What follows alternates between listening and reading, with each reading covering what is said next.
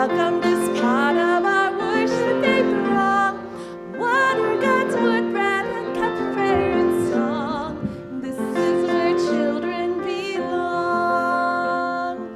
Good morning, my friends. Okay, tell me if this is kind of how your day goes. Most days. You wake up, you eat, you go to school, maybe play after school or go to a sporting something. You can sit down. And then go back to sleep, and then you sleep and you eat and you go to school and you play and you sleep and you eat. Is it kind of mostly like your days are kind of similar? I mean, weekends are different and, holidays, but for the most part, we all kind of have a routine, don't we? Do you kind of have a routine? And you have kind of a routine. The same thing kind of happens day after day. And grown-ups, you have the same thing. You have a routine. Kind of, we eat about the same time, we sleep about the same time. We all have kind of a routine. Well, in today's scripture story, we are hearing about some men who have a routine. Girls, come on up. We have a routine. There's some gentlemen named Simon and Andrew and James and John, and they're fishermen. And they kind of fish the same days. They fish the same lake. They have the same sun beating on them.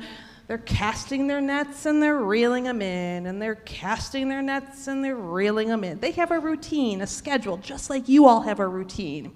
Except for one day, the routine changes because somebody named Jesus calls out to them and says two words that change everything. He says, "Follow me." And they drop everything. They leave their boats, they leave their nets, they leave everything, and they follow him. Which, I'm sure if this story was written about me, if the Bible writer said, and then Jesus called out to Wendy and said, "Follow me," she said, "Where are we going? Why are we doing that? Where are we going to stay? What are we going to do?"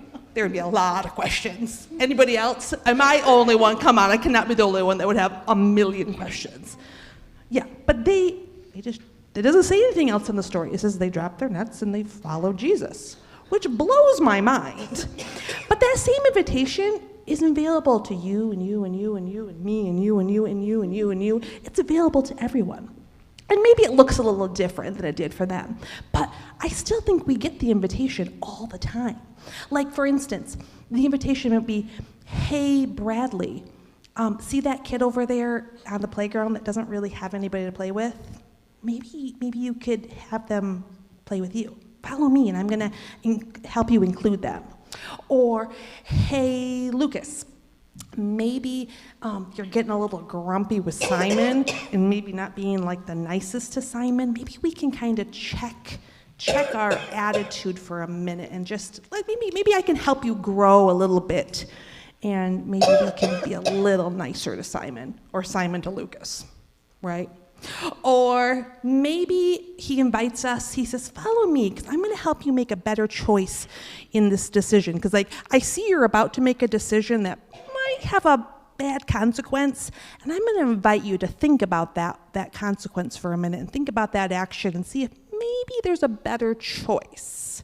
See, he invites us all the time. And how does he invite us?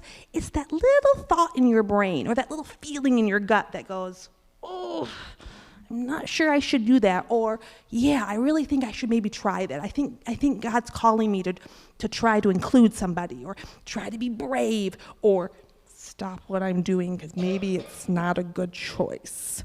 That's that feeling. Do you ever get that feeling in your gut or that little voice in your head that says, "I think maybe we should try something different"? I think that's God calling us to make better choices, to help tell his story in the world around us, to help us be braver and kinder and more loving and more peaceful. That's what it means to follow him. When he says, "Follow me," that's what we're doing. We're trying to follow him in the very best way that we can. Now, we're going to head upstairs. We're going to hear about Jonah and how when he got the call to follow God, what he did, it wasn't quite following him right away, was it? We're going to go study that story a little bit. So let's head on upstairs, all our friends, and we're going to go look at Jonah for a little bit.